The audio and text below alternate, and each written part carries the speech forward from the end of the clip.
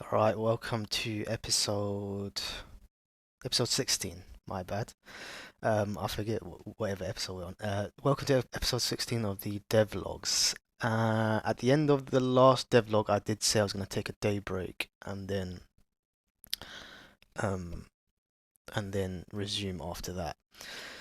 I actually got really bored yesterday. I had like nothing to do, and I thought I had a feeling to just work on the game, to be honest. I didn't want to turn on the camera and do an intro and everything and explain stuff, but I did want to just work on something. So obviously the plan was that the next step was going to be to add like targets and breakable stuffs and power-ups into the game, but I didn't want to work on that yesterday. I thought let me just quickly try and work on camera sync instead. So as a recap, quickly, last devlog I worked on the HUD drift, so whenever the player moves the paddle left and right, the HUD moves left and right as well. So that got worked on. And then what I also worked on was camera sync, calculate camera sync. So I've got this thing called camera sync enabled, calculate camera sync, and add it to the final offset and the final rotation. So calculate camera sync is basically, where is it on? Current charge percentage. So we got like a runtime state called current charge percentage, just getting in the charge at that whenever the pulling in the charge from the paddle, and then offset y equals get charge sync offset, give it the current charge percentage and the max camera sync offset, which I've set as an export tuning variable up at the top. And then essentially what this is doing is getting, okay, so if I've set the max offset to like 40, right, then find out, and the current charge is at 50, find out 50% of 40. So you're doing 0.5 times 40, which gives you 20. And then the offset y would equal to 20. And then it's just setting the return offset to give it a 0x because we're not moving the x value, we're just moving the y. And then just give it the y value. And then add that onto the camera offset, final offset down here. So it's a little bit janky, it's not complete yet. And I'll show you what I got. Let's build it. If we go to game field, we got everything on. Let's turn everything off except camera sync. So, like I said, it's a bit janky, but you can see it's actually syncing. And then when I release, it goes up. Alhamdulillah. So if I include everything, then this is what it feels like. And then you hit the ball like that. So yeah, that's good. I like it. Um, yeah, I think it's good. Let's see what the yeah it it all it all feels good. I can't speak today. So yeah, that's what it is. I know I said that the next step was gonna be targets and power-ups and adding like stuff to aim at in the game and stuff to avoid in the game as well. I just want to tweak this a little bit. Right now, I want to add some sort of smoothing, maybe lerp. I want to add to my calculate camera sync. I also want to change this variable here. Where is it? Camera sync, it should be. Max camera sync offset. I want to set that to half of whatever the kick is. Because I could come into a situation where I set this to a higher value than whatever the kick is, and essentially the kick isn't really kicking upwards, it's actually going back to zero or whatever. So I want to just make this so that if I make it half of whatever camera kick is, kick will always move upwards. So that is, I want to do that, and then I want to like talk about something that I found. These things here.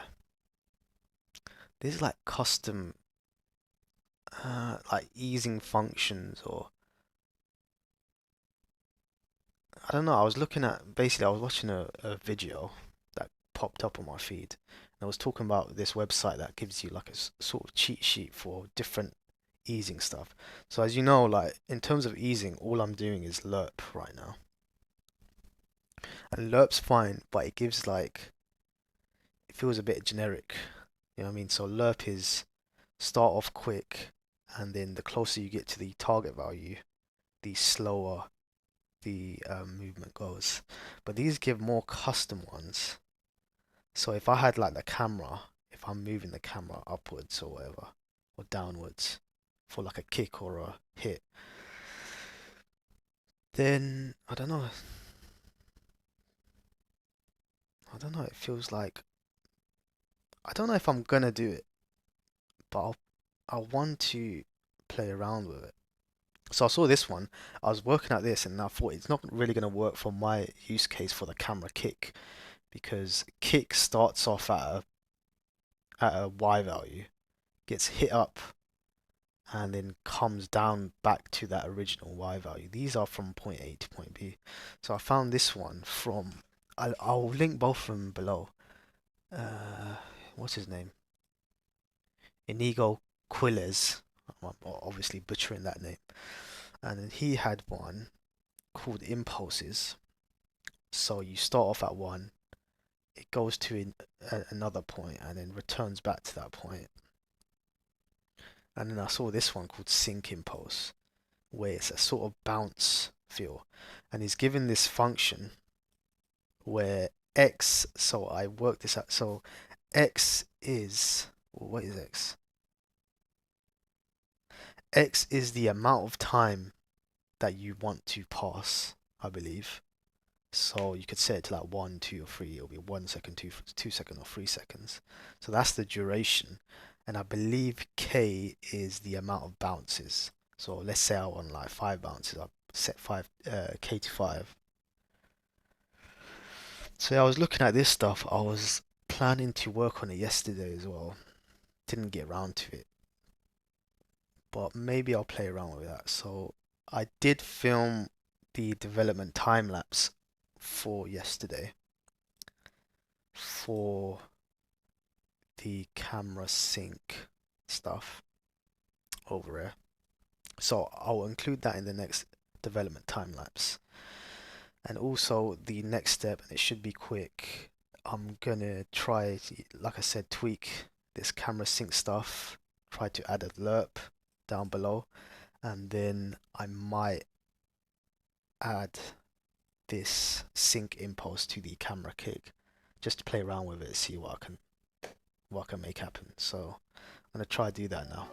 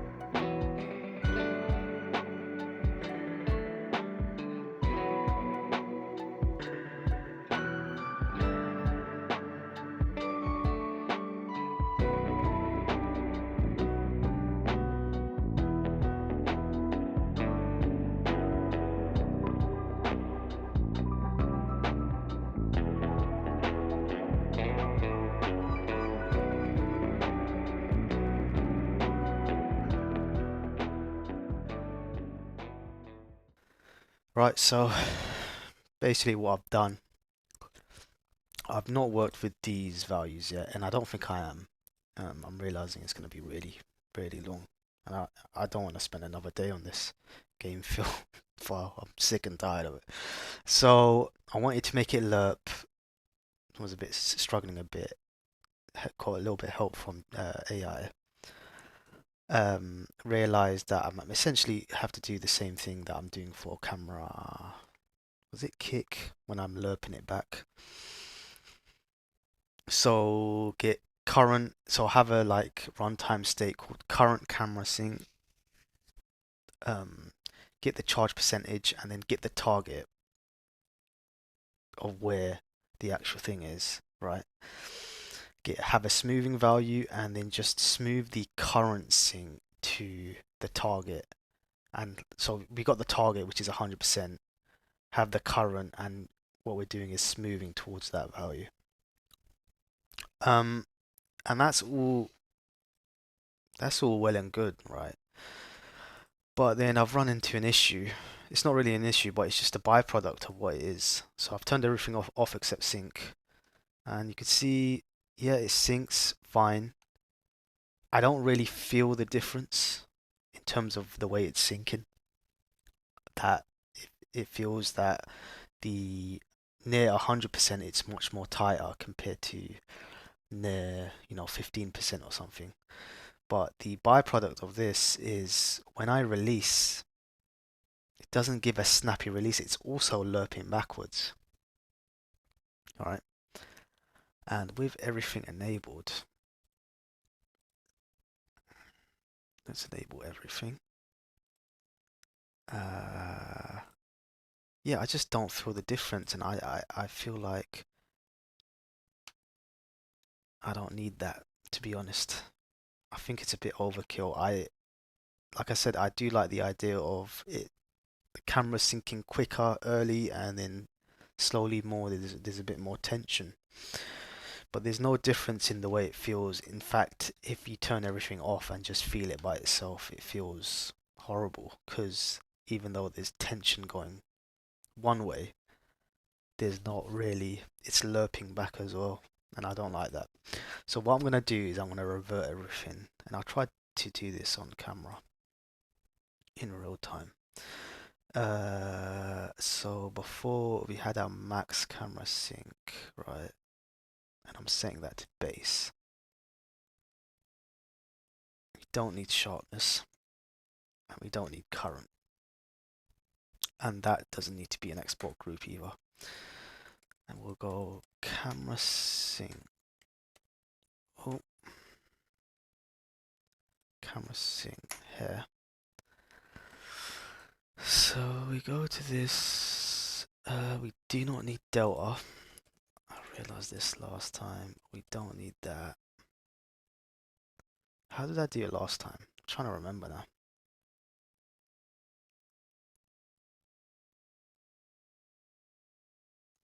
You get. Let's get rid of everything here. So we've got this. We get the.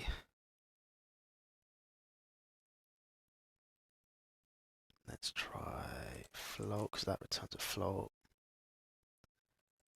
Current offset y equals get charge sync offset. We give it the current charge, which is paddle dot get current, no, get charge percentage, I believe, and max offset is that value max camera sync offset by. So that will return. So if the max is 40 and the charge is at 50%, should return 20. And then yeah, we just want to set the offset to, don't need that.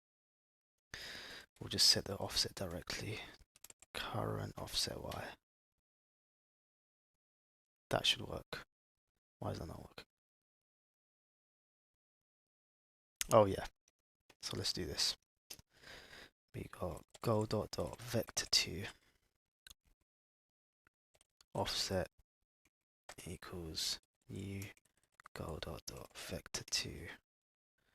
Give it the 0x and current offset y, and give it the offset. That should work, and in fact we can make this even. We can make it into one line by just plugging this into there, but it will look a bit. It will look a bit too long, you know what I mean? Yeah, that's fine. It's not really like adding so much frames to it or whatever. So that should be what it was before. Let's test that now. I don't know, like, so I did all of that. I realized it was really simple. It was really similar to my other functions, so it would have been better if I made a generic method which uh, kick and sync could share. But then that would have been so much work for something that, having tested it, doesn't really feel that good. Okay, so I've turned everything off, sync enabled. Yeah, it's the same. To be honest, I think that's better. I really do think that's better. So I'm happy with that. Let me just test it a bit again. So test with everything on. It syncs and then hits. And I set the at ready. I set um the max offset Y for sync. I set that to whatever the base offset is for the kick, because that way the sync is substantial, like a level where you'd actually feel it. But also that also means that whenever you strike the ball, it will always mean that it will offset upwards. And yeah, so the sync doesn't really negate. It's not too big where it negates the hit, because the hit will always be larger than the base offset for the kick, because the base is just, all right, that's the base, then add on top of that the charge offset, then add on top of that the proximity offset, so it's always going to be larger than the base offset. So then if I set the sync to the base, the max sync offset to the base, I hope that sounds like word salad. If I set the sync offset to the base offset, then basically I'm never going to have an issue. So it's better if I do it that way. Instead of like tweaking it myself, then maybe I make the base offset for a kick 4 4 float, and then I make the sync, I don't know, like 40, then I have an issue with my kick because it basically negates each other. But yeah, that feels good. I like it. Sorry, my nose is really itchy. So next, I did talk about these. I think these are really good. I'm gonna link them in the description. I saw them on a video talking about tweening and animation and moving something from one end to the other and having different speeds. I did want to incorporate these, but frankly, I am sick and tired of being inside game feel, and I wanna move my game on. So if I ever get to that, it might be later on. I might never do that. But that's out of the way. I'm gonna come back to game feel later. I'm happy with where it's at now and how it's working, and I don't want to touch it because it's grown from like about 100 lines to nearly 500. So I'm good with that. Next step is, so this is done. Camera and HUD feel. So that's done. Next is targets, power-ups. To being able to aim at things or aim away from things that you don't want to hit, stuff like that. So let me think, because I'm not really planning this out. So architecture, I don't know how it's gonna work because I've never done it, and I'm definitely gonna have to ask like ChatGPT or Claude. Okay, what's the best way to have something like power-ups floating on screen and targets which will increase your score and stuff like that. In terms of design, um, we could have targets, right? We could have voids, right? And we could have power-ups, right? So these are going to be the things on screen. Terrible line. These are going to be the things on screen. Targets would be something like hit, hit, oh, I've done this. Hit 3 times. So it'll be something on the screen like similar to like Brick Breaker where you hit the thing, hit the ball, and then it hits the thing and hits that and it breaks. If you hit something, you need to hit it 3 times, or super shot. I don't want to do SS. Super shot 1 time will give you, I don't know, extra points. Extra points. Right? So we got that. We got avoids, which would be stuff like, I don't know, make paddle small. We got stuff like that. Maybe like a black hole, which consumes your ball. I'm just spitballing it. I'm just like spinning plates here. So these aren't going to be final, but I'm just like thinking how I'm going to delegate these things. So like a black hole, something that will make your paddle smaller. Um, something that might lock extra lives. So right now we've got for every 4 super shots you hit, you get an extra life. Could have something where it just locks that for a period of time. That would be cool. So you'd want to avoid something like that. And then power-ups would be stuff like make paddle bigger, right? That would be one. Multiple balls, maybe. Multi-ball. What else could you do?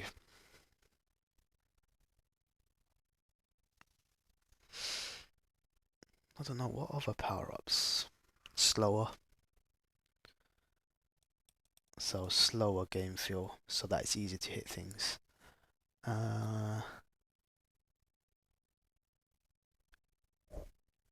Yeah. So that's just I could come up with more things later on. This is a good like start, you know, good foundation to build stuff on. So we'll have things on the playfield,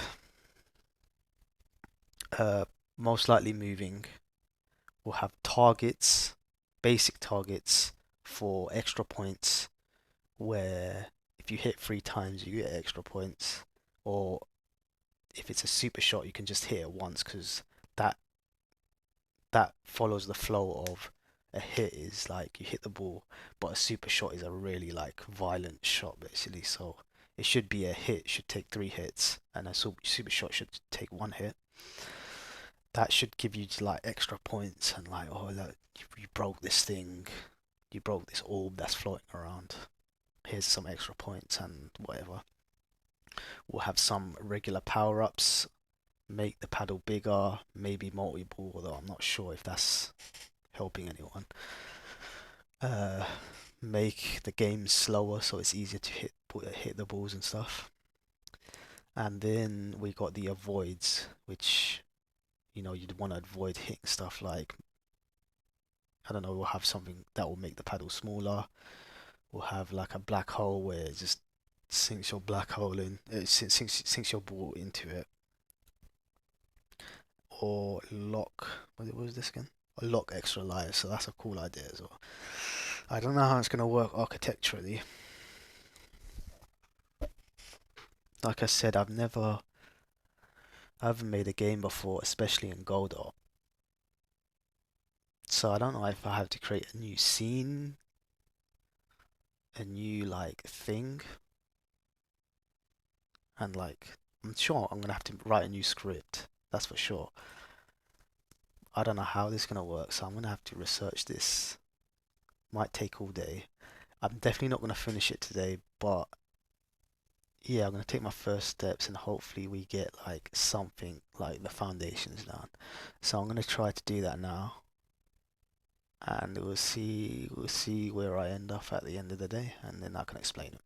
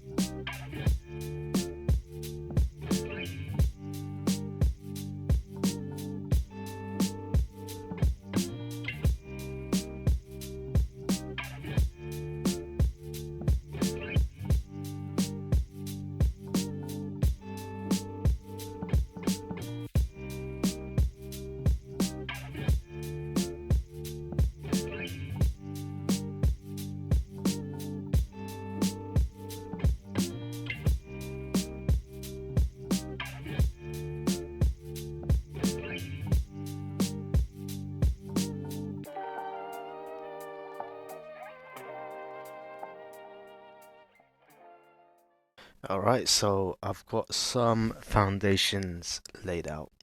Let me explain. So I did have to like sort of ask ChatGPT and Claude what's the best in terms of overall how to architect this whole thing, what's the best thing to do.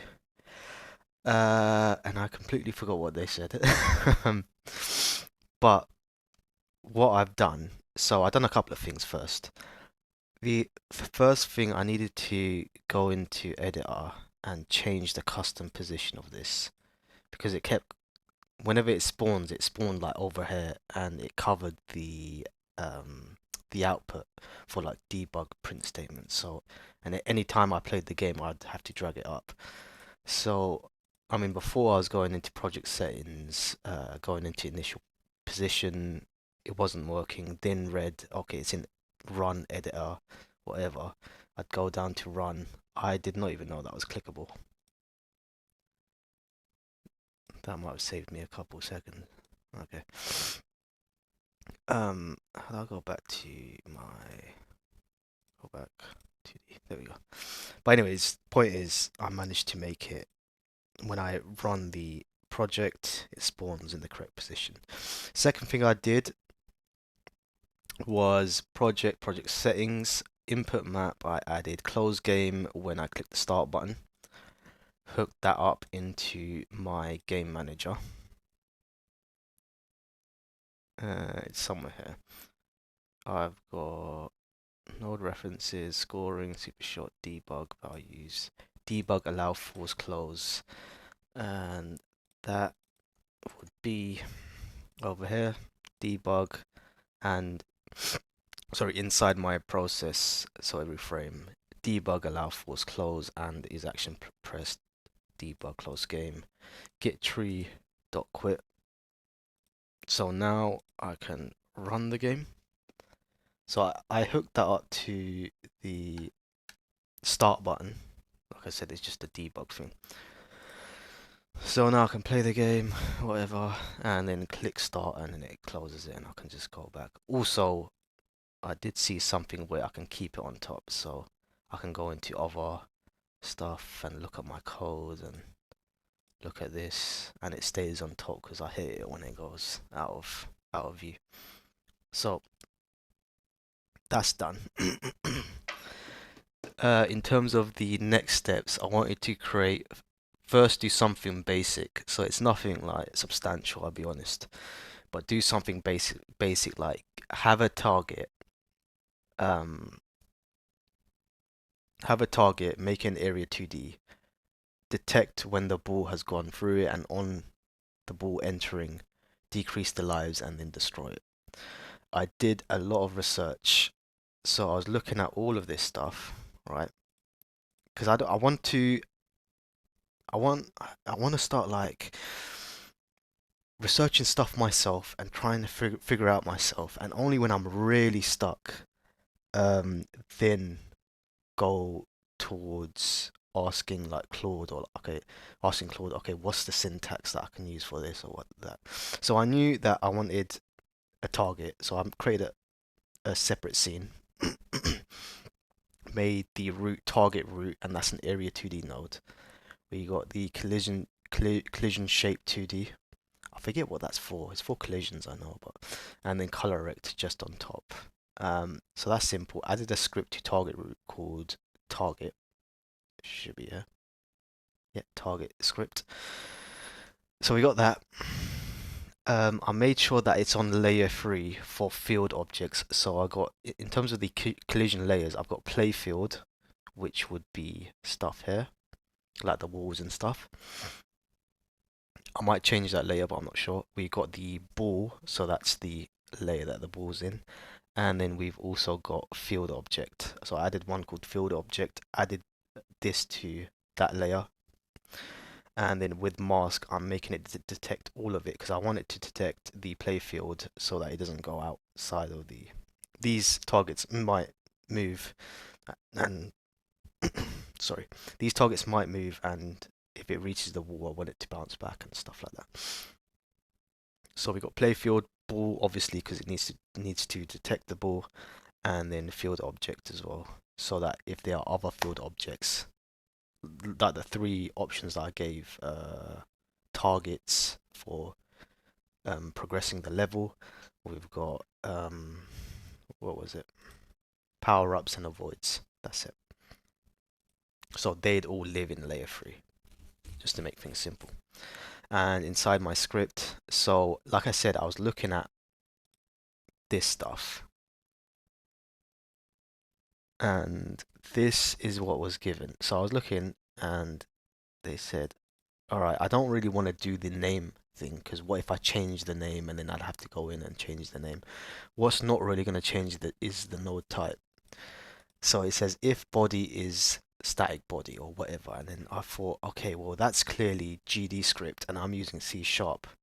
Isn't well, I didn't think it was a keyword inside C sharp. So before I was calling in my inside target, so I've got these target values, tuning values that you can tune.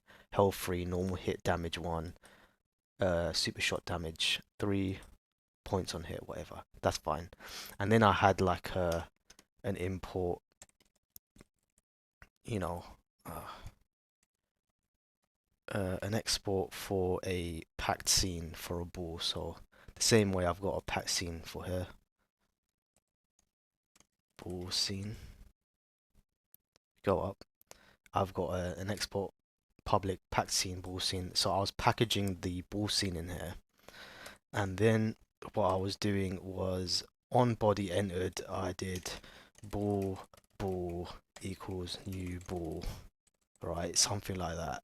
And then I was checking inside if body.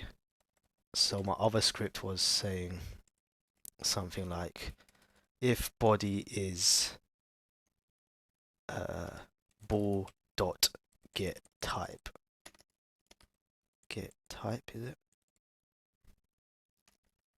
Ball dot, I don't know why that's not happening now. Ball dot type. I don't know. Anyways, I was doing something like that. Ball dot get type. All right, I'm completely forgetting.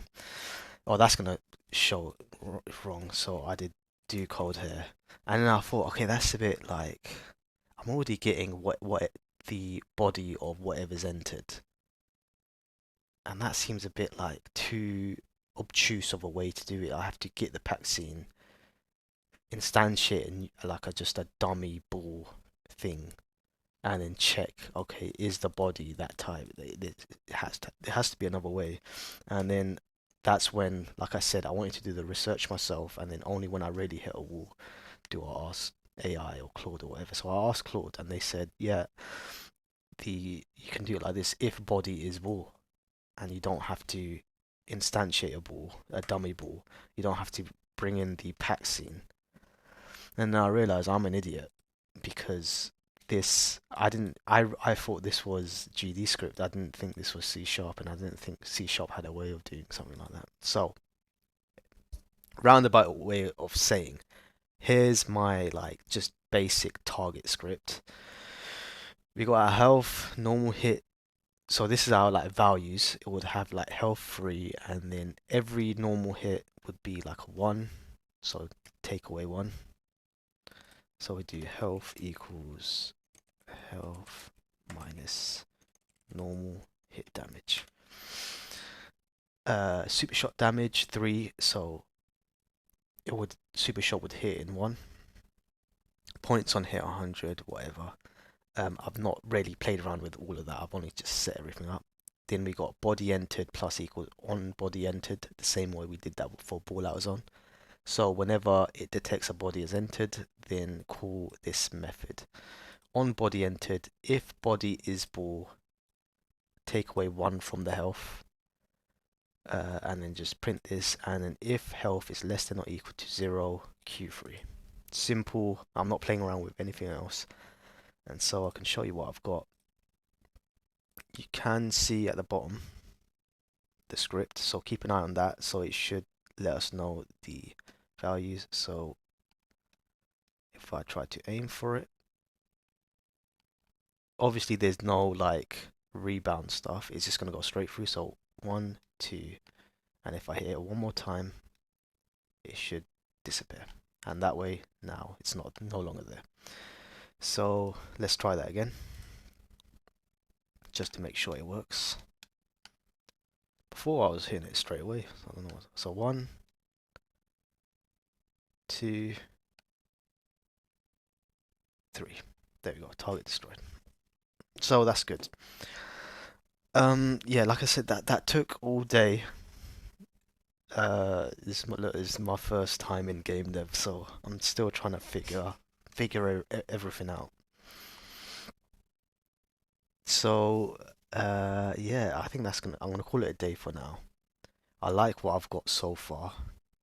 It's just basic. This isn't obviously gonna be the final variation of what it is, but it's something substantial, like a foundation to build on top of. Obviously, I'm gonna have to add like I don't know if it's a collision. I'm gonna have to add a rigid body to this target so that the ball is able to hit it and then bounce off. But then I'm also gonna have to detect that as well, so that's interesting. And then obviously have a variation of things, so the avoids, the targets, the power-ups, stuff like that, and then have a script like some sort of manager which would manage the level, so whatever level we're on, and something that would manage like spawning things in and stuff like that. That's for the next step. That's next episode. This episode, yeah, we got this target sorted. We got game feel, what was it again? Oh, the camera sync. We sorted that out. Sorted out camera sync. Sorted out the clicking start to close the game. Sorted out the spawn position of the window here, and then set up my target, basic foundations. It's an area 2D with a collision shape, color rect, with a simple script, and now this target is able to, where's it gone? Yeah, this target is able to detect whether it's a ball that entered, and if it's a ball to negate the health. So that's going to be it for today. I need to get this devlog edited, uploaded, and yeah, I'll see you guys later. Take care.